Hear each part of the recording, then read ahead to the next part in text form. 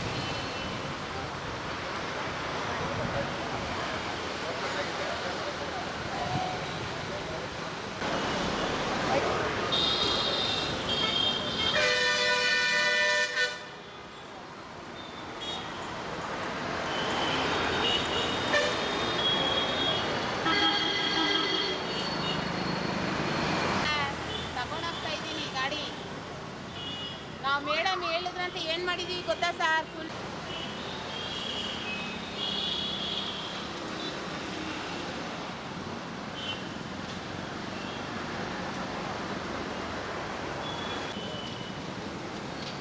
ಪೊಲೀಸರ ಜೊತೆ ವಾಗ್ವಾದ ನಡೆಸುತ್ತಿರುವ ಫುಟ್ಪಾತ್ ವ್ಯಾಪಾರಿಗಳು. ಮಂಡ್ಯ ನಂದಾ ವೃತ್ತದಿಂದ ಒತ್ತುವರಿ ತೆರವು ಆರಂಭ. ಪೊಲೀಸ್ ಭದ್ರತೆಯಲ್ಲಿ ಫುಟ್ಪಾತ್ ಒತ್ತುವರಿ ತೆರವು ಕಾರ್ಯ. ಸರ್ಕಾರ, ಸಿಎಂ, ಸ್ಥಳೀಯ ಜನಪ್ರತಿನಿಧಿಗಳ ವಿರುದ್ಧ ವ್ಯಾಪಾರಸ್ಥರ ಆಕ್ರೋಶ. ಅಂಗಡಿಗಳ ತೆರವಿಗೆ ವ್ಯಾಪಾರಸ್ಥರ ಕಣ್ಣೀರು.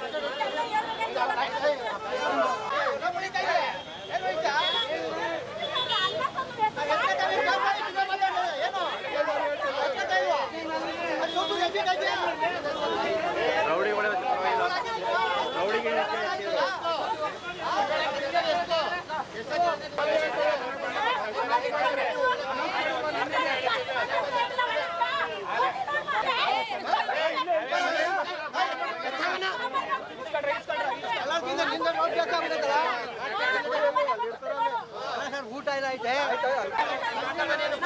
ತುಂಬ ಹುಷಾರಿಲ್ಲ ಸರ್. ನಾನು ಇದರಿಂದನೇ ನನ್ನ ಜೀವನ ಮಾಡಬೇಕು. ಅವ್ರಿಗೂ ಲಿವರ್ ಜಾಂಡೀಸು. ಮನೇಲೇ ಇದ್ದರೆ ನಾವು ಹೆಂಗೆ ವ್ಯಾಪಾರ ಮಾಡೋದು ಹೇಳಿ? 4 ಲಕ್ಷ ಸಾಲ ಮಾಡಿದ್ದೀನಿ. ಯಾವ ರೀತಿ ನಾನು ಕಟ್ಟೋದು? ಯಾವ ರೀತಿ ನಾನು ಸಾಲ ತೀರಿಸೋದು? ಮೇಡಮ್ ಹೇಳಿದ್ರಂತಂದರೆ ಒಂದೊಂದು ಗಾಡಿನೇ ಸೈಡ್ಗೆ ಹಾಕಿದ್ದೀನಿ. ಯಾವುದೂ ಈಗ ಸೈಡ್ಗೆ ಮುಂದೆನೇ ಮೂವ್ ಮಾಡಲ್ಲ ನಾನು. ಅಲ್ಲೇ ಹಾಕಿದ್ದೀನಿ ಸೈಡ್ಗೆ. ಅದು ಹಾಕಿಸ್ಕೊಟ್ಟಲ್ಲ ಅಂದರೆ ನಾವು ಹೆಂಗೆ ಸರ್ ಬದುಕೋದು? ನೀವೇ ಹೇಳಿ. ಏನು ನಿಮ್ಮ ಹೆಸರು? ಮಂಗಳ. ಏನು ವ್ಯಾಪಾರ ಮಾಡೋದು ನೀವು? ಇದು ಫ್ಯಾನ್ಸಿ ಐಟಮ್ ವ್ಯಾಪಾರ ಮಾಡ್ತೀನಿ. ನಮ್ಮ ಮನೆಯವ್ರಿಗೂ ತುಂಬ ಹುಷಾರಿಲ್ಲ ಸರ್. ನಾನು ಇದರಿಂದಲೇ ಬದುಕಬೇಕು. ನಾನು ಹೆಂಗೆ ಮಾಡೋದು ನೀವೇ ಹೇಳಿ ಸರ್.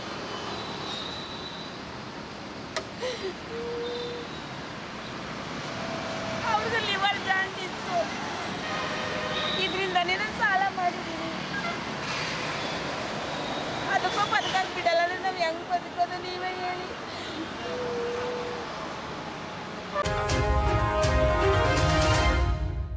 ಕಾವೇರಿ ಜಲಾನಯನ ಪ್ರದೇಶದಲ್ಲಿ ಮಳೆಯಾಗಿ ಕೆಆರ್ಎಸ್ ಹಾಗೂ ಹೇಮಾವತಿ ಡ್ಯಾಂ ಭರ್ತಿಯಾದರೂ ನೀರು ಕಾಣದ ಮಂಡ್ಯ ಜಿಲ್ಲೆಯ ರೈತರು.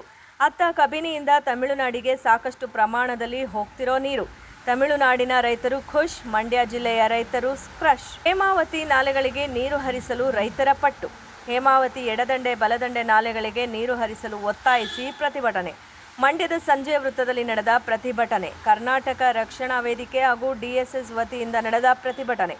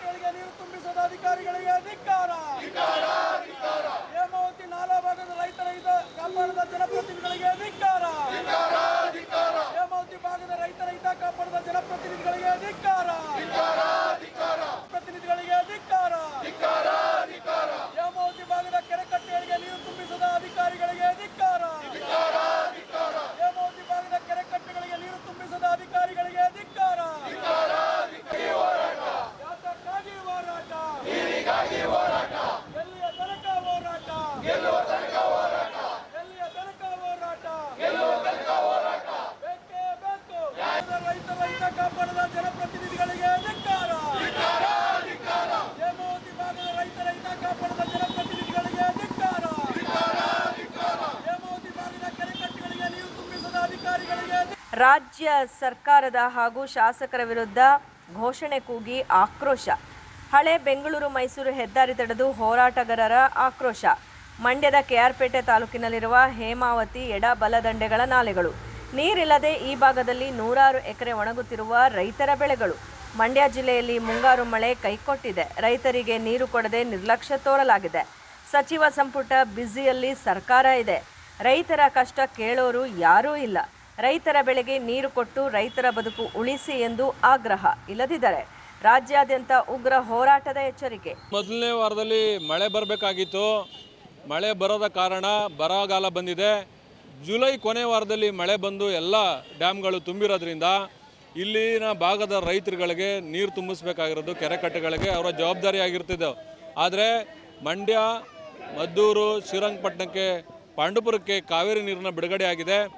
ಏನು ಹೇಮಾವತಿ ನಾಲೆಯ ಭಾಗದ ಕೆಆರ್ಪೇಟೆ, ನಾಗಮಂಗಲ ಮತ್ತು ಮಂಡ್ಯ ತಾಲೂಕಿನ ಬಸರಾಳು ಹೋಬಳಿ ವ್ಯಾಪ್ತಿಗಳಿಗೆ ಕೆರೆಕಟ್ಟೆಗಳು ನೀರು ತುಂಬಿಲ್ಲ ಮತ್ತು ರೈತರ ಬವಣೆ ಭಾಳ ದುಸ್ತರ ಆಗಿದೆ. ಆ ಕಾರಣಕ್ಕೆ ಕೂಡಲೇ ನೀವು ಆ ಭಾಗದ ರೈತರಿಗೆ ಅನುಕೂಲವಾಗಲಿ, ಅವರು ಬೋರ್ವೆಲ್ನ ನಂಬ್ಕೊಂಡು ಕೆಲಸ ಮಾಡ್ತಾ ಇದ್ದಾರೆ, ಅವರು ಬೆಳೆ ಬೆಳೀತಾರೆ. ಹಾಗಾಗಿ ಕೆರೆಕಟ್ಟೆಗಳಿಗೆ ನೀರು ತುಂಬಿಸಿದ್ರೆ ಬೋರ್ವೆಲ್ ರಿಜುನೇಟ್ ಆಗುತ್ತೆ. ನೀವು ಈ ಕೂಡಲೇ ಅಧಿಕಾರಿಗಳಿಗೆ ಹೇಳಿ, ಜಿಲ್ಲಾಡಳಿತಕ್ಕೆ ಹೇಳಿ, ನೀರಾವರಿಯ ಇಲಾಖೆ ಅಧಿಕಾರಿಗಳಿಗೆ ಈ ಕೂಡಲೇ ಅವ್ರು ನೀರು ಬಿಡಲಿಕ್ಕೆ ಆಗ್ರಹಿಸ್ತಾ ಇದ್ದೀವಿ. ಮತ್ತು ಏನು ಸಂಪುಟ ಸರ್ಕಸ್ದಲ್ಲಿ ಇದ್ದರೆ ಮಾನ್ಯ ಮುಖ್ಯಮಂತ್ರಿಗಳು ಮತ್ತು ಮಂತ್ರಿಗಳು ಈ ಕೂಡಲೇ ಜಿಲ್ಲಾಡಳಿತಕ್ಕೆ ಮತ್ತು ಏನು ನೀರಾವರಿ ಇಲಾಖೆಯ ಅಧಿಕಾರಿಗಳಿಗೆ ನೀವು ನೀರು ಬಿಡೋಕ್ಕೆ ಆಗ್ರಹಿಸಬೇಕು. ನಾವು ರೈತರಿಗೆ ಅನುಕೂಲ ಮಾಡಿಕೊಡ್ಬೇಕು ಅಂತೇಳಿ ಈ ಮೂಲಕ ನಾವು ಮನವಿ ಮಾಡ್ಕೊಳ್ತೀವಿ. ಮಂಡ್ಯ ಜಿಲ್ಲೆಯಲ್ಲಿ ಕಾವೇರಿಯ ವಿಚಾರ ಒಂದು ಕಡೆ ಆದರೆ, ಇವತ್ತು ಹೇಮಾವತಿ ನಾಲೆಯ ಭಾಗದ ಕೆಆರ್ಪೇಟೆ, ನಾಗಮಂಗಲ, ಮೇಲ್ಕೋಟೆ ಮತ್ತು ಬಸರಾಳು ಹೋಬಳಿ ಈ ವ್ಯಾಪ್ತಿಯ ರೈತರ ಬದುಕು ಇವತ್ತು ಆನೆಯ ಕಾಲಿಗೆ ಬಾಳೆಹಣ್ಣು ಸಿಕ್ಕಿದ ಹಾಗೆ ಅವರ ಬದುಕು ಇವತ್ತು ನುಚ್ಚು ನೂರಾಗ್ತಾ ಇದೆ. ಒಂದು ಕಡೆ ಮಳೆ ಇಲ್ಲದೆ ಆತಂಕದಲ್ಲಿದ್ದೇವೆ. ಮತ್ತೊಂದು ಕಡೆ ಇವತ್ತು ಹೇಮಾವತಿ ಭಾಗದ ರೈತರುಗಳಿಗೆ ನಾಲೆಗಳಿಗೆ ನೀರು ಬಿಡದೇ, ಕೆರೆಕಟ್ಟೆಗಳಲ್ಲಿ ನೀರಿಲ್ಲದೆ, ಜಾನುವಾರುಗಳಿಗೆ ನೀರಿಲ್ಲದೆ ಇವತ್ತು ಅತ್ಯಂತ ಶೋಚನೀಯ ಸ್ಥಿತಿನಲ್ಲಿ ಇವತ್ತು ಹೇಮಾವತಿ ನಾಲೆ ಭಾಗದ ರೈತರು ಬದುಕಾಗಿದೆ. ಇವತ್ತು ಈ ಭಾಗದ ಜನಪ್ರತಿನಿಧಿಗಳು ಯಾರೂ ಕೂಡ ಮಾತನಾಡ್ತಾ ಇಲ್ಲ. ಒಂದು ಕಡೆ ಮಂಡ್ಯ ಕ್ಷೇತ್ರದ ಶಾಸಕರು ಬರೀ ಕಾವೇರಿ ವಿಚಾರವಾಗಿ ಮಾತನಾಡ್ತಾ ಇರ್ತಾರೆ. ಬಸರಾಳು ಹೇಮಾವತಿ ನಾಲೆ ಬದುಕೇನಾಗಿದೆ ಅಂತೇಳಿ ಅವ್ರನ್ನ ಪ್ರಶ್ನೆ ಮಾಡ್ತಾ ಇದ್ದೀವಿ. ಮತ್ತೊಂದು ಕಡೆ ಇವತ್ತು ಮೇಲ್ಕೋಟೆ ಕ್ಷೇತ್ರದ ಶಾಸಕರು ಅಮೆರಿಕದ ಕಡೆ ಇದ್ದಾರೆ. ಇಲ್ಲಿ ಈ ಭಾಗದ ಹೇಮಾವತಿ ನಾಲೆ ವ್ಯಾಪ್ತಿಯ ರೈತರು ಇವತ್ತು ಭಾಳ ಆತಂಕದಲ್ಲಿ ಇದ್ದಾರೆ. ಮತ್ತು ಕೇರ್ಪೇಟೆ ಶಾಸಕರು ಈ ಬಗ್ಗೆ ಮಾತನಾಡ್ತಾ ಇಲ್ಲ. ಮತ್ತು ನಾಗಮಂಗಲದ ಶಾಸಕರು ಕೂಡ ಬ್ಯುಸಿಯಾಗಿದ್ದಾರೆ. ಇದರ ಮಧ್ಯದಲ್ಲಿ ರೈತರ ಬದುಕು ಏನಾಗಬೇಕು ಅಂತೇಳಿ ನಾವು ಪ್ರಶ್ನೆ ಮಾಡ್ತಾ ಇದ್ದೀವಿ. ನಿಮ್ಮನ್ನು ಚುನಾಯಿತರನ್ನಾಗಿ ಮಾಡಿರುವಂಥದ್ದು ಈ ದೇಶದ ಈ ನಾಡಿನ ರೈತರ ಬೆನ್ನೆಲುಬಾಗಿ ಕೆಲಸ ಮಾಡಬೇಕು ಅಂತಕ್ಕಂಥ ಉದ್ದೇಶದಿಂದ. ಆದರೆ ಇವತ್ತು ರೈತರು ಮಳೆ ಇಲ್ಲದೆ, ನೀರಿಲ್ಲದೆ ಇವತ್ತು ಬರಗಾಲದಲ್ಲಿ ಆತಂಕಕ್ಕೆ ಒಳಗಾಗಿ ಬದುಕು ಭಾಳ ದುಸ್ತರವಾಗಿದೆ. ಇಂಥ ಸಂದರ್ಭದಲ್ಲಿ ನಾವು ಇವತ್ತು ಹೇಮಾವತಿ ಭಾಗದ ನಾಲೆಗಳಿಗೆ ಈ ಕೂಡಲೇ ತತ್ಕ್ಷಣದಲ್ಲಿ ನೀರನ್ನು ಹರಿಸಬೇಕು, ಕೆರೆಕಟ್ಟೆಗಳಿಗೆ ನೀರನ್ನು ತುಂಬಿಸ್ತಕ್ಕಂಥ ಕೆಲಸವನ್ನು ಅಧಿಕಾರಿಗಳು ಮಾಡಬೇಕು. ಆ ಮೂಲಕ ಈ ಭಾಗದ ರೈತರ ಹಿತವನ್ನು ಕಾಪಾಡಬೇಕು ಅಂತೇಳಿ ಇವತ್ತು ನಾವು ಸಾಂಕೇತಿಕವಾಗಿ ಚಳವಳಿಯನ್ನು ಮಾಡ್ತಾ ಇದ್ದೇವೆ. ಈ ಕೂಡಲೇ ಜಿಲ್ಲಾಡಳಿತ ಮತ್ತು ಜನಪ್ರತಿನಿಧಿಗಳು ಎಚ್ಚೆತ್ತುಕೊಂಡು ನಾಳೆ ಕೂಡಲೇ ನೀರನ್ನು ಹರಿಸ್ತಿಲ್ಲ ಅಂತ ಹೇಳಿದ್ರೆ ಹೇಮಾವತಿ ಕಟ್ಟೆಗೆ ಮುತ್ತಿಗೆ ಆಗ್ತಕ್ಕಂಥ ಒಂದು ದೊಡ್ಡ ಹೋರಾಟವನ್ನು ರೂಪಿಸಬೇಕಾಗ್ತದೆ ಅಂತಕ್ಕಂಥ ಎಚ್ಚರಿಕೆಯನ್ನು ಈ ಮೂಲಕ ಕೊಡಲಿಕ್ಕೆ ಬಯಸ್ತೇನೆ. ಪ್ರತಿಭಟನೆಯಲ್ಲಿ ಡಿಎಸ್ಎಸ್ ಕೃಷ್ಣ, ಕರವೇ ಜಿಲ್ಲಾಧ್ಯಕ್ಷ ಅಶೋಕ್, ಸಂವಿಧಾನ ಸೇನೆ ರಾಜ್ಯಾಧ್ಯಕ್ಷ ನರಸಿಂಹಮೂರ್ತಿ, ರೈತರು ಸೇರಿದಂತೆ ಇತರರಿದ್ದರು. ಮೇಲುಕೋಟೆ ಶಾಸಕ ದರ್ಶನ್ ಪುಟ್ಟಣ್ಣಯ್ಯ ಅವರು ತಮ್ಮ ಕುಟುಂಬ ಸಮೇತ ಕ್ಷೇತ್ರದಲ್ಲಿ ನೆಲೆಸಲು ಮುಂದಾಗಬೇಕು ಎಂದು ದಲಿತ ಸಂಘರ್ಷ ಸಮಿತಿಯ ಜಿಲ್ಲಾ ಸಂಚಾಲಕ ದೇವರಾಜು ಒತ್ತಾಯಿಸಿದರು. ಸುದ್ದಿಗೋಷ್ಠಿಯಲ್ಲಿ ಮಾತನಾಡಿದ ಅವರು, ಶಾಸಕರ ಮಡದಿ ಮತ್ತು ಮಕ್ಕಳು ವಿದೇಶದಲ್ಲಿದ್ದಾರೆ. ಅವರನ್ನು ಭೇಟಿಯಾಗಲು ತಿಂಗಳಲ್ಲಿ 10 ರಿಂದ 15 ದಿವಸಗಳು ಪ್ರವಾಸದಲ್ಲೇ ತೊಡಗಿರುತ್ತಾರೆ. ಕ್ಷೇತ್ರದ ಜನರ ಸಮಸ್ಯೆ ಆಲಿಸಲು ಅಲಭ್ಯರಾಗಿದ್ದಾರೆ ಎಂದು ಆಕ್ರೋಶ ವ್ಯಕ್ತಪಡಿಸಿದರು. ಕ್ಷೇತ್ರದಲ್ಲಿ ಕಾಮಗಾರಿಗಳ ಗುದ್ದಲಿ ಪೂಜೆಗೆ ಮಾತ್ರ ಅವರು ಲಭ್ಯವಿರುತ್ತಾರೆ. ಇಲ್ಲಿನ ದಲಿತ, ಹಿಂದುಳಿದ, ಬಡ ಜನರ ಕೈಗೆ ಸಿಗದಂತಾಗಿದ್ದಾರೆ. ಕೂಡಲೇ ತಮ್ಮ ಕುಟುಂಬದ ಸದಸ್ಯರೆಲ್ಲರನ್ನು ಕ್ಷೇತ್ರಕ್ಕೆ ಬರಮಾಡಿಕೊಂಡು ಜನಸೇವೆಗೆ ಮುಂದಾಗಬೇಕು. ಇಲ್ಲವಾದಲ್ಲಿ ರಾಜೀನಾಮೆ ನೀಡುವಂತೆ ಧರಣಿ ಪ್ರತಿಭಟನಾ ಮಾಡಲಾಗುವುದು ಎಂದು ಎಚ್ಚರಿಸಿದರು. ಮೇಲ್ಕೋಟೆ ಕ್ಷೇತ್ರದ ಶಾಸಕರಾದ ದರ್ಶನ್ ರವರು 15 ದಿನ ಪಾಂಡುಪುರದಲ್ಲೇ ಇರ್ತಾರೆ. ಇನ್ನು 15 ದಿನ ಅಮೇರಿಕಕ್ಕೆ ಹೋಗ್ತಾರೆ ಹೆಂಡತಿ ಮಕ್ಕಳೆಲ್ಲ ಅವರಿಂದ. ಅಲ್ಲಿ ಮತದಾರರಿಗೆ ಯಾವುದೇ ಕುಂದುಕೊರತೆಗಳ ವಿಚಾರ ಮಾಡಲ್ಲ ಮತ್ತು ದಲಿತರಿಗೆ ಮತ್ತು ಅಲ್ಲಿಯ ಮತದಾರರಿಗೆ ಸಿಗಲ್ಲ, ಅಲ್ಲ ಹೊರಟೋಗ್ತಾ ಇದ್ದಾರೆ. ಆದರೆ ಈ ಶಾಸಕತ್ವ ಹುದ್ದೆಗೆ ಮತ್ತು ಓಟ್ ಹಾಕ್ತಂಥ ಮತದಾರರಿಗೆ ಗೌರವ ಕೂಡ ಕೊಡಲ್ಲ. ಸುಮ್ಮನೆ ಸಿಕ್ಕಾಪಟ್ಟೆ ಹೋಗೋದು ಬರೋದು. ಧೀಮಂತ ನಾಯಕ KS ಪುಟ್ಟಣ್ಣಯ್ಯನವರು ಈ ಶಾಸಕ ಹುದ್ದೆಗೆ ಮತ್ತು ಮತದಾರರಿಗೆ ತುಂಬ ಗೌರವ ಮತ್ತು ತುಂಬ ಒಳ್ಳೆಯ ಮಹತ್ವ ಕೊಟ್ಟಂಥವರು. ನಾವು ಅವ್ರ ಕಾಲವಾದ ಮೇಲೆ ದಲಿತ ಸಂಘ ಸಮಿತಿ ಮತ್ತು ರೈತ ಸಂಘ ಸೇರಿ ಒಂದು ಸರ್ವೋದಯ ಕರ್ನಾಟಕ ಪಕ್ಷ ಮಾಡಿದ್ದು ಪುಟ್ಟಣ್ಣಯ್ಯರಿದ್ದಾಗ. ಆ ಪಕ್ಷದಲ್ಲಿ ಕೂಡ ಅವರೇ ಸರ್ವೋದಯ ಕರ್ನಾಟಕದಲ್ಲೇ ಶಾಸಕರಾಗಿದ್ದರು. ಅವ್ರ ಕಾಲವಾದ ಮೇಲೆ ದರ್ಶನ್ ಅವ್ರಿಗೆ ಅವ್ರ ಮಗ ಅಂತೇಳಿ ಜಾತ್ಯತೀತವಾಗಿ ದಲಿತರು, ರೈತರು, ಅಲ್ಪಸಂಖ್ಯಾತರು ಮತ್ತು ಎಲ್ಲ ದೀನ ದಲಿತರು ಓಟ್ ಹಾಕಿ ಒಂದು ಸಂವಿಧಾನದ ಆಶಯದ ಪ್ರಕಾರ ಜಾತ್ಯತೀತವಾಗಿರಲಿ ಅಂತೇಳಿ ಅವ್ರನ್ನ ಗೆಲ್ಲಿಸಿ ಮೇಲ್ಕೋಟೆ ವಿಧಾನಸಭಾ ಕ್ಷೇತ್ರದ ಶಾಸಕರಾಗಿ ಮಾಡಿದ್ವಿ. ಅವ್ರು ಇಲ್ಲಿರಲ್ಲ ಮತ್ತು ಒಂದು ತಿಂಗಳಲ್ಲಿ 10-15 ದಿನ ಪಾಂಡುಪುರ ಇರ್ತಾರೆ. ಪಾಂಡುಪುರದಲ್ಲಿದ್ದರೂ ಸರ್ಕಾರಿ ನೌಕರರಂಗೆ ಬರೋದು, ಒಂದು ಯಾವುದೋ ಗೌರ್ಮೆಂಟ್ ಪ್ರೋಗ್ರಾಮ್ ಉದ್ಘಾಟನೆ ಮಾಡೋದು, ಹೋಗಿ ಮೈಸೂರಲ್ಲಿ ಸೇರ್ಕೊಳ್ಳೋದು. ಇನ್ನು 15 ದಿನ ಅಮೇರಿಕಕ್ಕೆ ಹೋಗೋದು, ಅಮೇರಿಕದಲ್ಲಿ ಸೇರ್ಕೊಳ್ಳೋದು, ಯಾರಿಗೂ ಸಿಗಲ್ಲ. ಮತ್ತು ಏನು ಶಾಸಕರಿಗೆ ಸರ್ಕಾರ ಏನು ಸವಲತ್ತು ಕೊಡ್ತಾ ಇದ್ದದೋ ಅದು ಬರೀ 15 ದಿನ ಕೊಡಬೇಕಷ್ಟೇ. ಇನ್ನು 15 ದಿನ ಅಮೇರಿಕದಲ್ಲಿ ಇರ್ತಾರೆ. ಅವ್ರಿಗೆ ಯಾಕೆ ಫೋನ್ ಬಿಲ್ ಆಗಿರ್ಬೋದು, ಕಾರ್ಗೆ ಡೀಸೆಲ್ ಖರ್ಚಾಗಿರ್ಬೋದು, ಆಮೇಲೆ ಸರ್ಕಾರದ ಒಬ್ಬ ನೌಕರನ PA ಮಾಡ್ತಾರೆ, ಅವರು 15 ದಿನ ಕೆಲಸ ಮಾಡ್ತಾರೆ, 15 ದಿನ ಕೆಲಸ ಇಲ್ಲ, ಈ ಥರ ಮಾಡ್ತಾಯಿದ್ದಾರೆ. ದಯಮಾಡಿ ದರ್ಶನ್ ಪುಟ್ಟಣ್ಣಯ್ಯನವರ ಮಗ ಹಿಂಗಿದ್ದಾರೆ ಅಂತನ್ನೋಕ್ಕೆ ತುಂಬ ಆಶ್ಚರ್ಯ ಆಯ್ತದೆ. ನಾವು ದಲಿತ ಸಂಘ ಸಮಿತಿಯರಿಗೆ ಮತ್ತು ರೈತ ಸಂಘದವರಿಗೆ ತುಂಬ ಅವಮಾನ ಆಗ್ತಾಯಿದೆ. ಇಂಥ ಒಬ್ಬ ಶಾಸಕರು ನಮ್ಮ ಕ್ಷೇತ್ರದಲ್ಲಿ ಇದ್ದಾರೆ ಅಂತ ಭಾಳ ನೋವಾಗ್ತಾಯಿದೆ. ದಯಮಾಡಿ ಇನ್ನು 1.5 ತಿಂಗಳೊಳಗಡೆ ತನ್ನ ಕುಟುಂಬ ಸಮೇತ ಪಾಂಡುಪುರದಲ್ಲಿ ಸ್ಟೇ ಮಾಡಿ ದೀನ ದಲಿತರ ಮತದಾರ ಓಟ್ ಹಾಕಿ ಗೆಲ್ಲಿಸಿದವ್ರ ಕುಂದುಕೊರತೆಗಳನ್ನು ನಿವಾರಣೆ ಮಾಡಬೇಕು ಮತ್ತು ಅವರು ಸಂಪರ್ಕಕ್ಕೆ ಸಿಗುವಂಥ ಆಗಬೇಕು ಶಾಸಕರು ಅಂತ ದಲಿತ ಸಂಘ ಸಮಿತಿ ಪರವಾಗಿ ಅವ್ರ ಹತ್ರ ಮನವಿ ಮಾಡ್ತಾಯಿದ್ದೀನಿ. ಹಾಗೂ ಏನು ಇದೇ ಥರ ಏನಾರು ಮುಂದುವರೆದ್ರೆ ನಾವು ಓಟ್ ಹಾಕ್ತಂಥ ನಾವು ದಲಿತರು ಪಶ್ಚಾತ್ತಾಪದ ಧರಣಿ ಮಾಡಿ ಅವ್ರನ್ನ ಶಾಸಕತ್ವಕ್ಕೆ ರಾಜೀನಾಮೆ ಕೇಳುವಂಥ ಪ್ರಯತ್ನ ಮಾಡ್ತೀವಿ ಅಂತೇಳಿ ತಮ್ಮ ಮೂಲಕ ಅವ್ರ ಗಮನಕ್ಕೆ ತರ್ತಾಯಿದ್ವಿ. ಗೋಷ್ಠಿಯಲ್ಲಿ ಜಿಲ್ಲಾ ಸಂಚಾಲಕ ಗಂಗಾಧರ್, ತಾಲೂಕು ಸಂಘಟನಾ ಸಂಚಾಲಕ ಸಿದ್ದರಾಜು, ಕುಮಾರ್, ಬಾಲರಾಜು ಇದ್ದರು.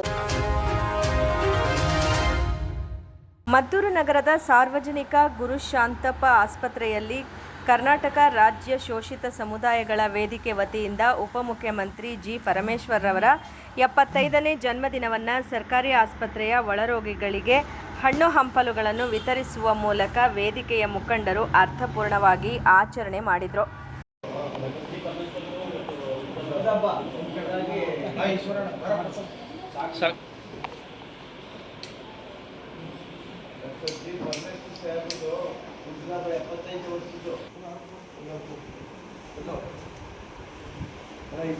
ವೇದಿಕೆಯ ರಾಜ್ಯಾಧ್ಯಕ್ಷ ಸುರೇಶ್ ಕಂಠೀರವ ನೇತೃತ್ವದಲ್ಲಿ ಜಿ. ಪರಮೇಶ್ವರ್ ಅವರ ಹುಟ್ಟುಹಬ್ಬವನ್ನು ಮದ್ದೂರು ನಗರದಲ್ಲಿ ಅರ್ಥಪೂರ್ಣವಾಗಿ ಆಚರಣೆ ಮಾಡುತ್ತಿದ್ದೇವೆ ಎಂದು ದಲಿತ ಮುಖಂಡ ರಾಜೇಂದ್ರ ತಿಳಿಸಿದರು. ನಮ್ಮ ಕರ್ನಾಟಕ ರಾಜ್ಯ ಶೋಷಿತ ಸಮುದಾಯಗಳ ವೇದಿಕೆ ವತಿಯಿಂದ ರಾಜ್ಯಾಧ್ಯಕ್ಷರಾದಂಥ ಶ್ರೀಯುತ ಕಂಠೀರವರ ನೇತೃತ್ವದಲ್ಲಿ ಇಂದು ಕರ್ನಾಟಕದ ಉಪಮುಖ್ಯಮಂತ್ರಿಗಳಾದಂಥ ಡಾಕ್ಟರ್ ಜಿ. ಪರಮೇಶ್ವರ್ ಅವರ 75ನೇ ವರ್ಷದ ಅಂಗವಾಗಿ ಅವರ ಹುಟ್ಟುಹಬ್ಬದ ದಿನದಂದು ಈ ದಿನ ನಾವು ಸಾರ್ವಜನಿಕ ಆಸ್ಪತ್ರೆ ಮದ್ದೂರಿನ ಒಳ ರೋಗಿಗಳಿಗೆ ಉಚಿತವಾಗಿ ಹಣ್ಣು ಹಂಪಲುಗಳನ್ನು ವಿತರಿಸುವ ಮೂಲಕ ಅವರ ಹುಟ್ಟುಹಬ್ಬವನ್ನು ಸರಳವಾಗಿ ಆಚರಣೆ ಮಾಡಿದ್ದೇವೆ. ಅವರಿಗೆ ಮುಂದಿನ ರಾಜಕೀಯ ಹಾದಿ ಇನ್ನೂ ಹೆಚ್ಚಿನದಾಗಿ ಸಿಗಲಿ ಅಂತ ಆ ದೇವರಲ್ಲಿ ಪ್ರಾರ್ಥಿಸ್ತಾ ಎಲ್ಲರೂ ನಮ್ಮ ಸ್ನೇಹಿತರೆಲ್ಲ ಬಂದವರೆ, ಅವ್ರಿಗೆಲ್ರಿಗೂ. ಈ ವೇಳೆ ತಾಲೂಕು ಯೂತ್ ಕಾಂಗ್ರೆಸ್ ಅಧ್ಯಕ್ಷ ಕೀರ್ತಿ ಕುಮಾರ್, ದಲಿತ ಮುಖಂಡರಾದ ಮಹಾದೇವಪ್ಪ, ಸಿದ್ದರಾಜು, ರವಿಕುಮಾರ್, ಮರಿದೇವರು ಸೇರಿದಂತೆ ಇತರರು ಹಾಜರಿದ್ದರು. ಮಂಡ್ಯ ತಾಲೂಕಿನ ಕಾವೇರಿ ಇನ್ಸ್ಟಿಟ್ಯೂಟ್ ಆಫ್ ಟೆಕ್ನಾಲಜಿ ಕಾಲೇಜಿನಲ್ಲಿ ರಾಷ್ಟ್ರಮಟ್ಟದ ಪ್ರಾಯೋಗಿಕ ತಾಂತ್ರಿಕ ಸ್ಪರ್ಧೆಯನ್ನು ಆಗಸ್ಟ್ 8ರಂದು ಆಯೋಜಿಸಲಾಗಿದೆ ಎಂದು ಕಾಲೇಜಿನ ಪ್ರಾಂಶುಪಾಲ ಡಾಕ್ಟರ್ ಶ್ರೀಕಂಠಪ್ಪ ತಿಳಿಸಿದರು. ಸುದ್ದಿಗೋಷ್ಠಿಯಲ್ಲಿ ಮಾತನಾಡಿದ ಅವರು, rank book learning and software solution ಪ್ರೆಮ್ ಲಿಮಿಟೆಡ್ನ ಸಹಯೋಗದಲ್ಲಿ ಸ್ಪರ್ಧೆ ನಡೆಯುತ್ತಿದೆ. ವಿದ್ಯಾರ್ಥಿಗಳು ಫುಲ್ ಸ್ಟಾಕ್ ಡೆವಲಪ್ಮೆಂಟ್ ಮತ್ತು ಸೈಬರ್ ಸೆಕ್ಯುರಿಟಿ ತಂತ್ರಜ್ಞಾನ ವಿಷಯಗಳಿಗೆ ಸಂಬಂಧಿಸಿದಂತೆ ತಮ್ಮ ತಾಂತ್ರಿಕ ಪರಿಣಿತಿ ಮತ್ತು ಆವಿಷ್ಕಾರಗಳನ್ನು ಮಂಡಿಸಲಿದ್ದಾರೆ ಎಂದರು.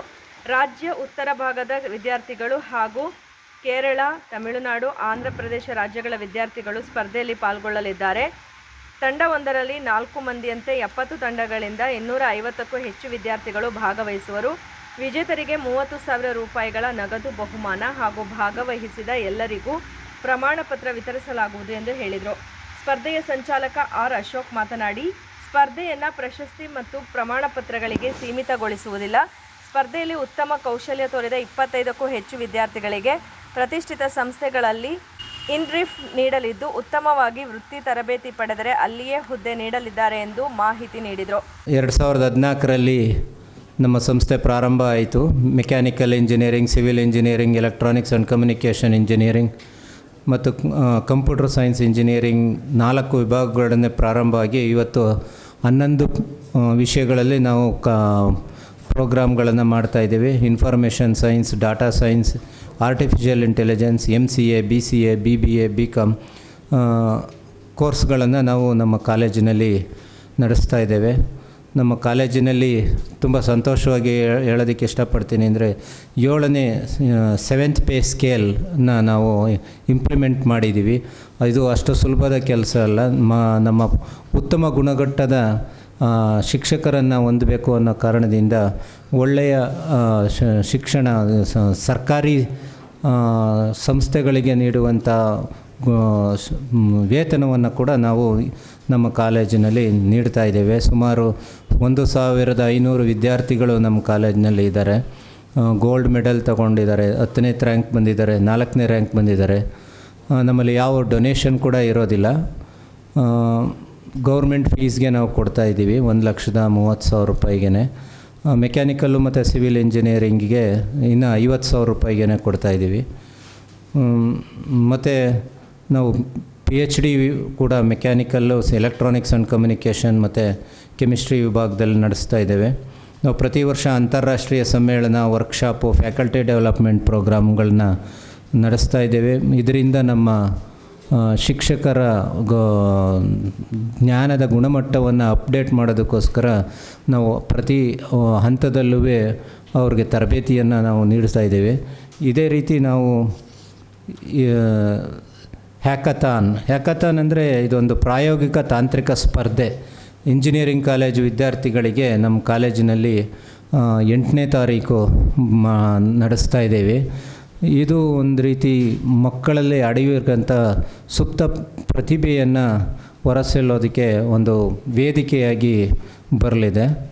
ಗೋಷ್ಠಿಯಲ್ಲಿ ಕಾಲೇಜಿನ ಸಿಬ್ಬಂದಿ ಬಿಪಿ ಸಿದ್ದರಾಜು ಹಾಜರಿದ್ದರು. ಆಗಸ್ಟ್ 20, 2026ರಂದು ಮಂಡ್ಯ ನಗರದ ಅಂಬೇಡ್ಕರ್ ಭವನದಲ್ಲಿ 2026-27ನೇ ಸಾಲಿನ ಮಾಜಿ ಮುಖ್ಯಮಂತ್ರಿ ಡಿ ದೇವರಾಜ ಅರಸು ಅವರ 111ನೇ ಜನ್ಮ ದಿನಾಚರಣೆಯನ್ನು ಆಚರಿಸಲು ಅಗತ್ಯ ಸಿದ್ಧತೆಗಳನ್ನು ಕೈಗೊಳ್ಳುವಂತೆ ಜಿಲ್ಲಾಧಿಕಾರಿಗಳಾದ ಡಾಕ್ಟರ್ ಕುಮಾರ ಅವರು ಅಧಿಕಾರಿಗಳಿಗೆ ಸೂಚನೆ ನೀಡಿದರು. ಜಿಲ್ಲಾಧಿಕಾರಿಗಳ ಅಧ್ಯಕ್ಷತೆಯಲ್ಲಿ ನಡೆದ ಪೂರ್ವಭಾವಿ ಸಭೆಯಲ್ಲಿ ಮಾತನಾಡಿದ ಅವರು, ಡಿ ದೇವರಾಜ ಅರಸು ಅವರು ಸಾಮಾಜಿಕ ನ್ಯಾಯ, ಭೂ ಸುಧಾರಣೆ ಹಾಗೂ ಹಿಂದುಳಿದ ವರ್ಗಗಳ ಅಭಿವೃದ್ಧಿ ನೀಡಿದ ಕೊಡುಗೆಯನ್ನು ಜನರಿಗೆ ತಲುಪಿಸುವ ರೀತಿಯಲ್ಲಿ ಕಾರ್ಯಕ್ರಮವನ್ನು ಆಯೋಜಿಸಬೇಕು ಎಂದು ತಿಳಿಸಿದರು. ಜಿಲ್ಲೆಯ ವಿವಿಧ ಇಲಾಖೆಗಳು ಸಮನ್ವಯದಿಂದ ಕಾರ್ಯನಿರ್ವಹಿಸಿ ಶಾಲಾ ಕಾಲೇಜು ವಿದ್ಯಾರ್ಥಿಗಳು, ವಿವಿಧ ಸಂಘ ಸಂಸ್ಥೆಗಳು ಹಾಗೂ ಸಾರ್ವಜನಿಕರು ಸಕ್ರಿಯವಾಗಿ ಭಾಗವಹಿಸಬೇಕು. ಕಾರ್ಯಕ್ರಮದ ಎಲ್ಲ ವ್ಯವಸ್ಥೆಗಳನ್ನು ಮುಂಚಿತವಾಗಿ ಪೂರ್ಣಗೊಳಿಸಿ ಯಾವುದೇ ಲೋಪವಾಗದಂತೆ ಅಧಿಕಾರಿಗಳು ಜವಾಬ್ದಾರಿಯಿಂದ ಕಾರ್ಯನಿರ್ವಹಿಸಬೇಕು ಎಂದು ಜಿಲ್ಲಾಧಿಕಾರಿ ನಿರ್ದೇಶನ ನೀಡಿದರು.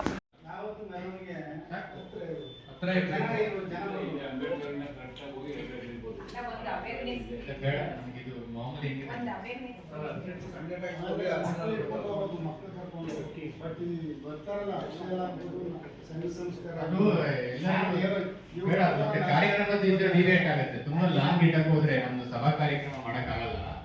ಬೇಡ, ಮಾಮೂಲಿ ಓಕೆ. ಬೇರೆ ಏನಾದ್ರು ಸಜೆಷನ್ಸ್ ಕೊಡೋದಕ್ಕೆ ಯಾರಾದ್ರೂ ಸಲಹೆಗಳನ್ನು ಕೊಟ್ಟರೆ ದಯವಿಟ್ಟು ಕೊಡ್ಬೋದು.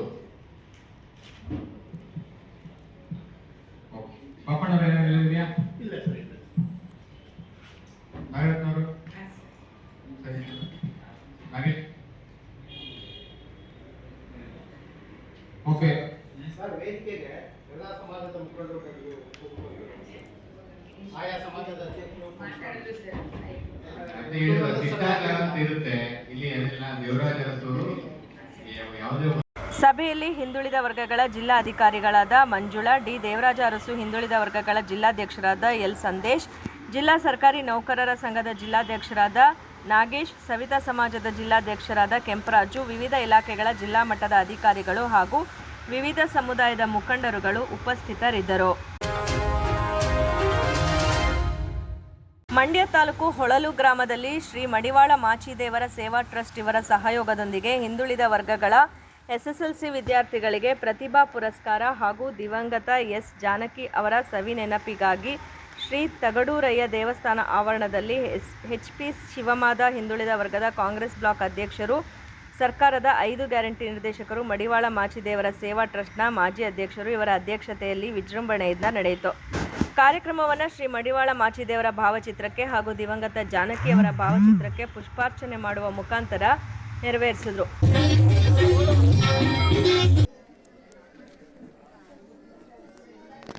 ಮುಖ್ಯ ಅತಿಥಿಗಳಾಗಿ KFSC ನಿವೃತ್ತ ಮ್ಯಾನೇಜರ್ ಆದ HM ವಿಜಯಕುಮಾರ್ ಅವರು ಮಾತನಾಡಿ, ಮಾಚಿದೇವರಿಗೆ ನಮಿಸುತ್ತಾ ಅಂದಿನ ಕಾಲದಲ್ಲಿ ಮಾಚಿದೇವರು ಮಾಡಿದಂತಹ ಕಲ್ಯಾಣ ಕ್ರಾಂತಿ, ಅಕ್ಷರ ಕ್ರಾಂತಿ, ಜ್ಞಾನ ಕ್ರಾಂತಿ, ಇದರಿಂದ ಹಿಂದುಳಿದ ವರ್ಗಗಳ ಅಭಿವೃದ್ಧಿಗೆ ಅನುಕೂಲವಾಗಿದೆ ಹಾಗೂ ಈ ಟ್ರಸ್ಟ್ ವತಿಯಿಂದ ಎಸ್ ಜಾನಕಿ ಅಮ್ಮನವರ ಸವಿನೆನಪಿಗಾಗಿ ಗೀತಗಾಯನ ಕಾರ್ಯಕ್ರಮವನ್ನು ಹಮ್ಮಿಕೊಂಡಿದ್ದಾರೆ. ಎಲ್ಲರಿಗೂ ಒಳ್ಳೆಯದಾಗಲಿ ಎಂದರು.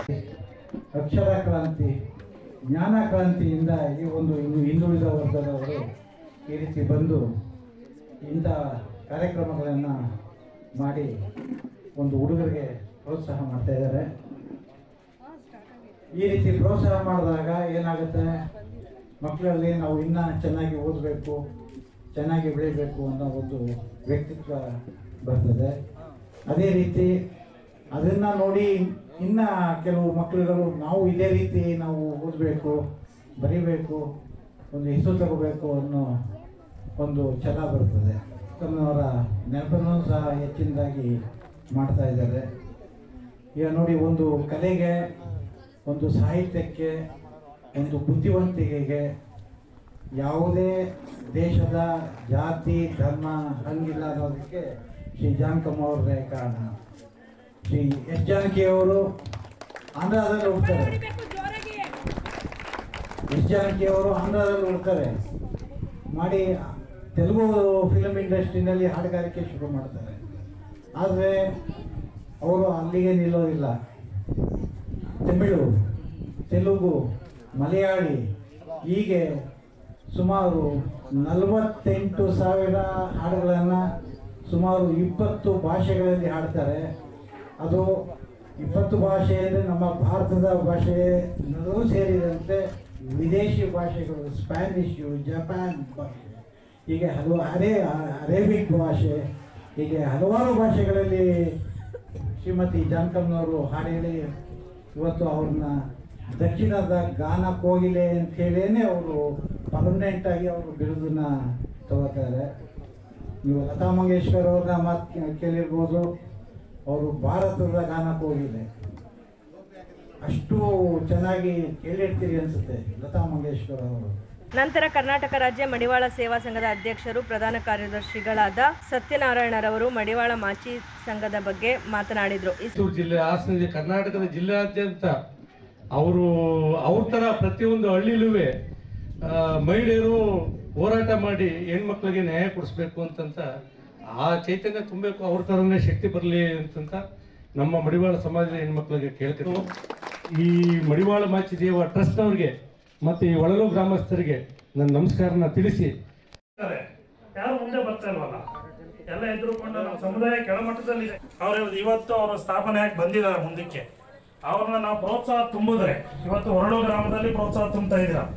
ನೆಕ್ಸ್ಟ್ ಮಂಡ್ಯ ಜಿಲ್ಲೆಯಲ್ಲಿ ಆಗಿದೆ, ಮೈಸೂರು ಜಿಲ್ಲೆ, ಬೆಂಗಳೂರು, ಹಾಸನ್ನು ಎಲ್ಲ ಜಿಲ್ಲೆಯಲ್ಲೂ ಪ್ರೋತ್ಸಾಹ ಮಾಡಿದ್ದಾರೆ. ಸಂದರ್ಭದಲ್ಲಿ ಹಿಂದುಳಿದ ವರ್ಗಗಳ SSLC 30 ವಿದ್ಯಾರ್ಥಿಗಳಿಗೆ ಪ್ರತಿಭಾ ಪುರಸ್ಕಾರ ನೀಡಿ ಗೌರವಿಸಲಾಯಿತು. ಈ ಸಂದರ್ಭದಲ್ಲಿ ಮೇಲ್ಕೋಟೆ ಕ್ಷೇತ್ರ ಶಾಸಕರಾದ ದರ್ಶನ್ ಪುಟ್ಟಣ್ಣಯ್ಯ, ಗ್ರಾಮ ಮುಖಂಡರಾದ ಜಟ್ಟಿ ಕುಮಾರ್, ಚಂದನ್, ಚೇತನ್, ಪವಿತ್ರ, ಶಿವಕುಮಾರ್ ಇತರರಿದ್ದರು. ಕರ್ನಾಟಕ ರಾಜ್ಯ ಬೀದಿ ನಾಟಕ ಕಲಾ ತಂಡಗಳ ಒಕ್ಕೂಟವನ್ನು ನಿಯಮಬಾಹಿರವಾಗಿ ಮರು ನೋಂದಣಿ ಮಾಡಿಕೊಂಡಿದ್ದು ನ್ಯಾಯ ಒದಗಿಸುವಂತೆ ಒಕ್ಕೂಟದ ಸಂಸ್ಥಾಪಕ ಗ್ಯಾರಂಟಿ ರಾಮಣ್ಣ ಮನವಿ ಮಾಡಿದರು. ಸುದ್ದಿಗೋಷ್ಠಿಯಲ್ಲಿ ಮಾತನಾಡಿದ ಅವರು, ಒಕ್ಕೂಟ ಆಡಳಿತವನ್ನು ಮಂಡ್ಯದ ಕೆಲವು ಕಲಾವಿದರು ಹೈಜಾಕ್ ಮಾಡಿದ್ದಾರೆ, ತಮ್ಮಿಷ್ಟಕ್ಕೆ ಬಂದಂತೆ ಒಕ್ಕೂಟದ ಅಧ್ಯಕ್ಷರ ಬದಲಾವಣೆ ಮಾಡಿದ್ದಾರೆ ಎಂದು ದೂರಿದರು. ಯಾವುದೇ ಸರ್ವ ಸದಸ್ಯರ ಸಭೆ ಕರೆಯದೆ ಆಡಳಿತ ಮಂಡಳಿಯ ಪದಾಧಿಕಾರಿಗಳ ನೇಮಕ ಮಾಡಿಕೊಂಡಿದ್ದಾರೆ. ಹಿಂದಿನ ಆಡಳಿತ ಮಂಡಳಿಯ ಸಹಿ ನಕಲು ಮಾಡಿ ಸಹಕಾರ ಸಂಘಗಳ ನೋಂದಣಾಧಿಕಾರಿಗಳ ಕಚೇರಿಯಲ್ಲಿ ಒಕ್ಕೂಟದ ನೋಂದಣಿ ಮಾಡಿಸಲಾಗಿದೆ. ಈ ಸಂಬಂಧ ಅಧಿಕಾರಿಗೂ ಲಂಚ ನೀಡಿರುವ ಶಂಕೆ ವ್ಯಕ್ತಪಡಿಸಿದರು. ಹಾಲಿ ಶರಣಪ್ಪ ಬಡ್ಡಿಗೇರಿ ಅವರನ್ನು ಅವರಿಗೆ ಗೊತ್ತಿಲ್ಲದೆ ಒಕ್ಕೂಟದ ಅಧ್ಯಕ್ಷರನ್ನಾಗಿ ಮಾಡಲಾಗಿದೆ. ಇದಕ್ಕೆ ಸಬ್ಬನಹಳ್ಳಿ ರಾಜು, ಸಂತೆ ಕಸಲಗೆರೆ ಬಸವರಾಜು, ವೈರ್ಮುಡಿ, ತಡಗವಾದಿ ನಾಗರಾಜು ಸೇರಿದಂತೆ ಇತರರು ಶಾಮೀಲಾಗಿದ್ದಾರೆ. ಇವರಿಂದ ಒಕ್ಕೂಟದಲ್ಲಿ ನಕಲು ಅವ್ಯವಹಾರ ನಡೆದಿದ್ದು ಸುಳ್ಳು ದಾಖಲೆಗಳು ಸೃಷ್ಟಿಯಾಗಿವೆ ಎಂದು ಆರೋಪ ಮಾಡಿದರು. ಮಂಜುಳಾ ಹೇಳ್ದಂಗೆ 2019ರಲ್ಲಿ ಕರ್ನಾಟಕ ರಾಜ್ಯದ ಎಲ್ಲ ಬೀದಿ ನಾಟಕಗಳನ್ನು ಒಗ್ಗೂಡಿಸಿ ರಾಮನಗರದ ಜನಪದ ಲೋಕದಲ್ಲಿ ಒಂದು ಒಕ್ಕೂಟ ಮಾಡಬೇಕು ಅಂತ 600 ಜನವನ್ನು ಸೇರಿಸಿ ಒಂದು ಒಕ್ಕೂಟ ಪ್ರಾರಂಭವಾಗಿ 19, 20, 21ವರೆಗೂ ನಾನೇ ಕೂಡ ಅಧ್ಯಕ್ಷನಾಗಿ ಭಾಳಷ್ಟು ಸರ್ಕಾರದ ವಿರುದ್ಧ ಹೋರಾಟಗಳನ್ನು ನಡೆಸಿ ಬೀದಿ ನಾಟಕಕ್ಕೆ ಜನರಿಗೆ ಆಗ್ತಾ ಇರ್ತಕ್ಕಂಥ ಅನಾನುಕೂಲಗಳನ್ನು ತಪ್ಪಿಸಿದ್ದೀನಿ. ಬಹುಶಃ 2,500 ರೂಪಾಯಿ ಇದ್ದಿದ್ದಂತಹ ಗೌರವಧನವನ್ನು ಬಹುಶಃ ಈಗ 4,000ವರೆಗೂ ಏರಿಸಿದಿರ್ಬೋದು. ಮೊದಲು ವೆಹಿಕಲ್ ಇಲ್ಲ, ಬಸ್ನಲ್ಲಿ ಹೋಗ್ಬೇಕಾಯ್ತು, ಈಗ ವೆಹಿಕಲ್ ಕೊಡೋಂಗಾದದ್ದು.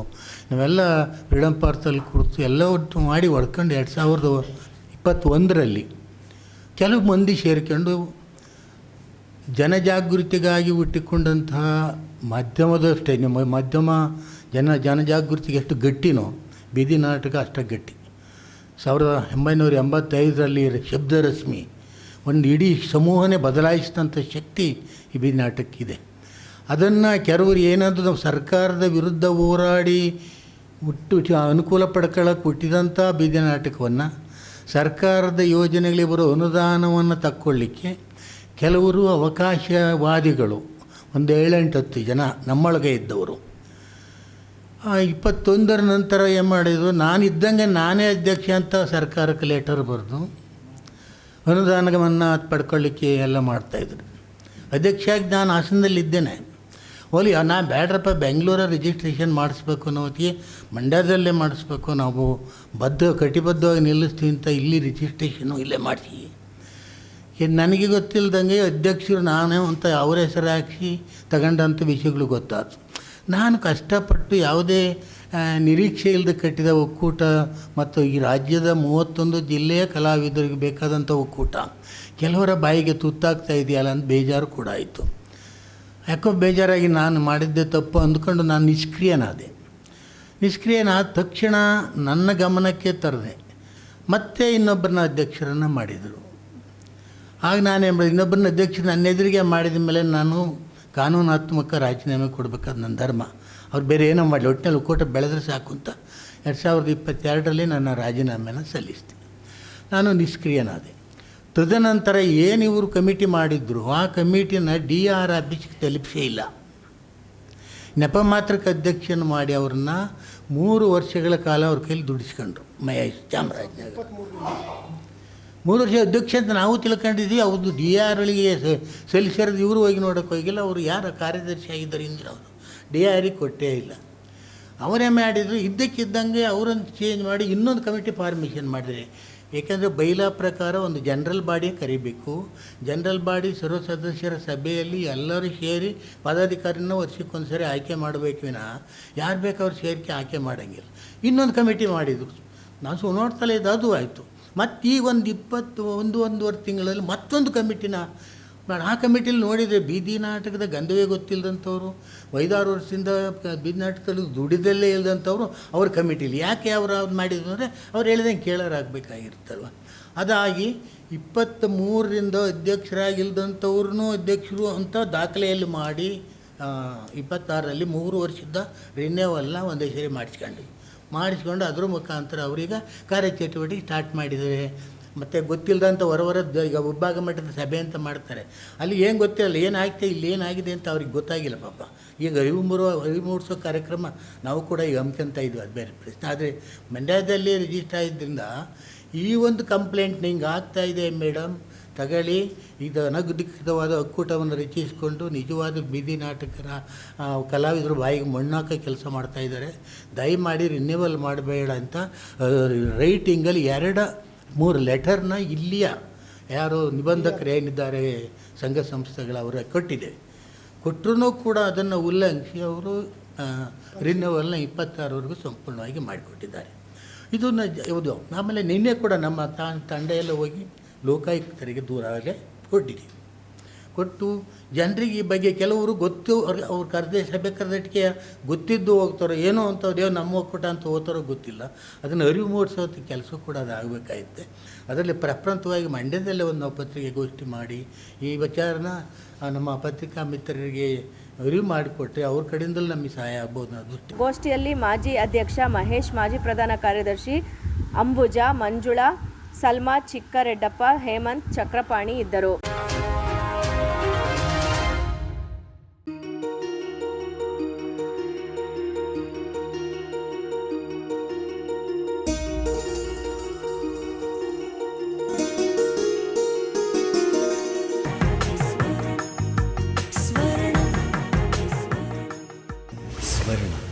ಇದು ಬಾಂಧವ್ಯಗಳ ಬೆಸುಗೆ,